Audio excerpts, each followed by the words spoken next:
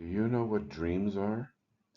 Dreams enter in and then tell you stories, and I'm able now to write them.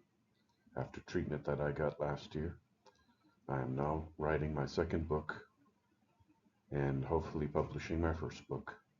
With this vlog, I will tell you all about it on a weekly basis or semi-weekly basis. Stay tuned. Hello everyone and welcome back to my vlog. I had to take a week off, but I'll talk about that later in this story. I built something special for Halloween. I know it's after Halloween, but I thought I'd start sharing a little bit with you. So in this vlog, you're going to get two stories from me. Two stories I posted onto my YouTube channel, but I'm now going to read them for you. Then I want to talk a little bit about getting started writing again, my adventures while I was away, and some things that I learned while I was there. And then finally, some updates on the books. Stay tuned and let's get to it. So I wrote 4 Halloween stories for Halloween, posted them on my YouTube channel and on my Facebook. And here I'm going to read you the first, The Jack-o'-lantern Watcher. The flames flickered low on the hollowed gourd, casting a soft orange glow across the cobbled streets. Wind stirred the leaves in slow spirals, brushing past boots and cloaks and candy bags. Children laughed and spirits danced. The veil was thin tonight. He had no name, not any more. Names belonged to the living, and he was a watcher now, a remnant. A presence curled inside the carved grin of a jack-o'-lantern set on the edge of a porch, its toothy smile lit by fire and memory. The pumpkin had been carved by a girl with silver paint in her cheeks and a crown of paper bats. She whispered to her, giggling, as she placed it on the step. "You're the guardian now," she said. "Keep monsters away." He had smiled, though no one saw. The monsters were long gone. The spirit had come with the dusk, slipping through the cracks between worlds, drawn by the scent of autumn and the echo of old rites. He remembered when the night was not for costumes and candy, but for survival. When fires were lit to ward off the dead, not welcome them. When masks were worn to confuse the spirits, not amuse them. He had been one of those spirits once, a warrior, a mourner, a shadow that walked the moors with a blade of bone and a heart full of frost. He had watched villages burn, kings fall, and the stars shift in their courses. He had known suffering, and he had known silence. Now he watched joy. The boy dressed as a skeleton ran past, his painted face grinning, his laughter trailing behind him like a comet. A girl in a velvet cloak handed out sweets with a smile that reached her eyes. A group of teenagers lit sparklers and traced sigils in the air, not knowing the shapes they made were once prayers. The spirits stirred in the lantern. The flame danced higher. He remembered the old rites, the Samhain fires, the offerings of bread and salt. The songs sung on languages no longer spoken.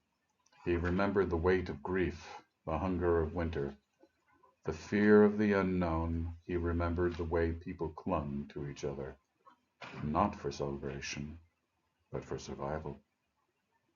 And yet tonight the veil was thin, and the world was kind. The ghost passed by translucent, shimmering, trailing ribbons of mist. It paused before the lantern, tilting its head. The spirit inside nodded. They remembered each other, perhaps, or perhaps not. Memory was a fragile thing. The ghost moved on, drawn towards the music and the laughter. The spirit watched. He watched the way the winds curled around her lampposts, carrying scents of cinnamon and candy wax. He watched the way the moon hung, low, golden, swollen, like a harvest fruit. He watched the way the living moves, so full of purpose, so unaware of threads that connect them to the past. He did not envy them, but he honored them. A girl in a witch's hat sat at the porch beside the lantern. She didn't speak. She just watched the street, her eyes wide and thoughtful, and after a moment she reached out and touched the pumpkin surface. Her fingers brushed the cool rind. "I think you're real," she whispered. The spirit smiled again. She was right. He had been real once, flesh and blood, fire and fury. He had fought for his people, died for his cause, and been forgotten by time. But on this night, this sacred, playful, beautiful night, he was remembered. Not by name, but by presence, by ritual, by flame. The lantern was his body now, the fire his heart. He watched the girl rise and skip down the steps, her cloak fluttering behind her like wings. She joined the others. Her laughter joined the choir. The spirit settled deeper into the gourd, the flame pulsing gently. He thought of the old world, of the stone circles and bone altars, of chants carried on the wind, of sorrow etched into the land. He had thoughts of the way the people had feared the dark, and the way they had tried to make peace with it. And he thought of the world, of costumes and candy, of joy and light, of children who danced with ghosts and called them friends. It was not mockery, it was evolution. The spirit understood that now. The veil had thinned, yes, but not to bring fear, to bring connection, to remind the living that they are never truly alone, that the past walked beside them, not behind them, that the dead watched not to haunt, but to bless. He watched a parade of spirits drift down the street, some ancient, some new. They wore robes of mist and crowns of ash, and they moved like smoke, like memory. And the living did not see them, but they felt them, in the chill of the air, in the flicker of the candles, in the way the night felt sacred, even in its stillness. The spirit inside the lantern closed his eyes, and he remembered his last breath, the cold, the silent, the stars. And now he remembered this: laughter, light, life. The flame flickered again, brighter now. The lantern glowed like a beacon. A boy tripped on the sidewalk and scraped his knee. He looked up, and tears brimming. The spirit reached out, not with hands, but with warmth. The boy blinked, then smiled. He stood and ran to catch up with his friends. The spirit watched and did not speak. He did not move, but he was there, a guardian, a witness, a remnant of something older than memory. And as the night deepened and the stars wheeled ahead, and the spirit danced through the veil, the jack-o'-lantern burned on. Its grin was wide, its eyes were hollow, but inside the flame lived, and the watcher watched forever. The Mask That Remembers. It hung on the thrift shop wall like a relic from another age, faded blue, cracked red, the plastic brittled with time. The old Superman mask had no cape, no costume, just the face, square jaw, black curls, hollow eyes. Jamie found it on the rainy afternoon, the kind where the clouds pressed low and the wind whispered through the alleys. He was 10, small for his age, with a backpack full of candy and a heart full of questions. Halloween was tomorrow. He needed something, a mask to call to. The mask called to him. It wasn't flashy, it wasn't scary, but it felt real. The shopkeeper didn't charge him, just a smile, and said, "This one's been waiting, Jamie." Jamie didn't understand, but he took it home. That night he placed the mask on his desk, and the room was quiet, save for the hum of the radiator and the occasional creak of the old house settling. Outside the wind picked up, The leaves scraped the windows like fingers. Jamie stared at the mask. It stared back. He didn't put it on, not yet. He just watched it. The way its eyes seemed deeper than the plastic should allow, there was something behind them, something old. When he finally slept, the dreams came. He saw a boy in the 1950s, running through a field with the mask on, arms outstretched like wings. The boy was laughing, but the world around him was gray, war still fresh, father still missing. The mask gave him flight. Then another dream.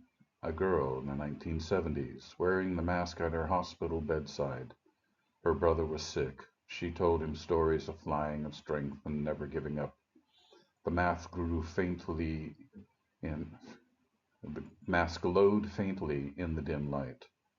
More dreams followed. A teenager in the 1990s, bullied and bruised, wearing the mask in secret, whispering, "I'm not weak." A father in the early 2000s, placing the mask on his child's pillow before leaving for deployment. Jamie woke with tears on his cheeks. The mask was still there. Halloween morning came cold and bright. The sky was pale and silver and trees bare and reaching. Jamie dressed simply, jeans, a jacket, sneakers. Then he picked up the mask. It felt warm. Placed it over his face. The world shifted. He didn't fly. He didn't change. But he saw. He saw the threads of memory woven into the streets. He saw the echoes of laughter and sorrow, of costumes worn and stories told. He saw the way Halloween had always been, more than candy. It was a ritual. It was remembrance. As he walked through town, people smiled. Some paused. One old man whispered, "I wore that once." Jamie nodded and understood now. The mask wasn't just Superman, it was hope. It was protection. It was the idea that someone could be strong even when the world wasn't. He passed the school, the park, the cemetery.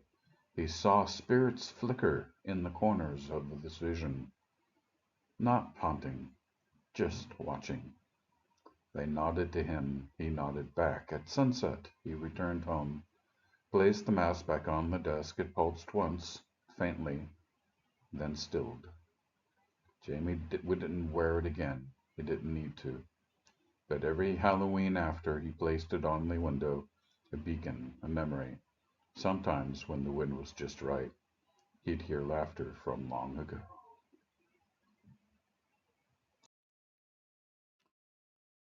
So this has been a weird week for me. I have not been able to do any writing, but I have been fulfilled with everything that I did. I started the weekend off. My family and I, we went to Maastricht and spent the weekend with friends, doing some wonderful adventures down there. Then we moved over to Cologne, where I had a work conference for a couple of days. This picture here, me as a superhero, is coming from that conference. And though it was a work conference on cybersecurity, it also had a lot of interesting things that I feel I can use in my books. We talked a bit about how a futurist does um, the evaluation of activities for determining what is the possibilities of the future. That's extremely valuable. Then I went to a lecture which taught the art of the scam. The five basic principles that scam always has one or more of in order to entice behavior and deal with psychology. Very useful because my villains need to have their motivations and their methods. And then finally, and this is very much a major component that is an asset in all my books, the building of a community of resistance. Though in cybersecurity is quite different than the resistance I'm building in the books, but the ideas are the same. So this was a very valuable week. Even though I wasn't writing, I was taking in a lot of value and joy, a lot of value and information. And I hope you'll see it in the books as they come out. And here we have it, the updates. So book one, Revolt on Crime, editing continues.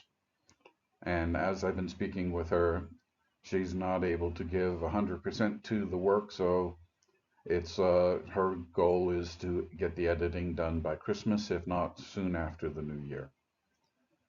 On the other hand, the cover is ready.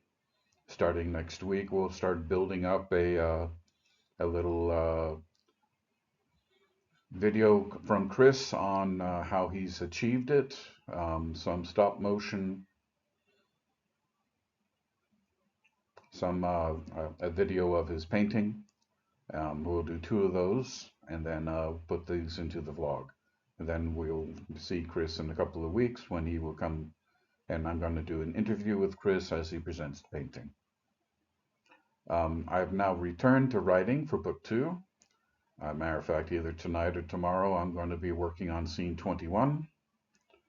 And then I've also been working on my ideas. I've been collecting more and more ideas for book 4. I have some good character concepts for book 5. And book 6, I've been working on scares. And you have to wait for book 6 to see what that's about. That's all I have. Next week, I'll have a vlog again for everyone. I want to say hello to all my new subscribers. And I hope that you enjoy this series. I've been joined a number of author groups, so hopefully we get some other writers that are joining our vlog. If you're here, please shout out in the comments. Please like and subscribe, and please let's see some growth. I would love to see us get to 50 subscribers very soon. Thank you. Next week, Bill out.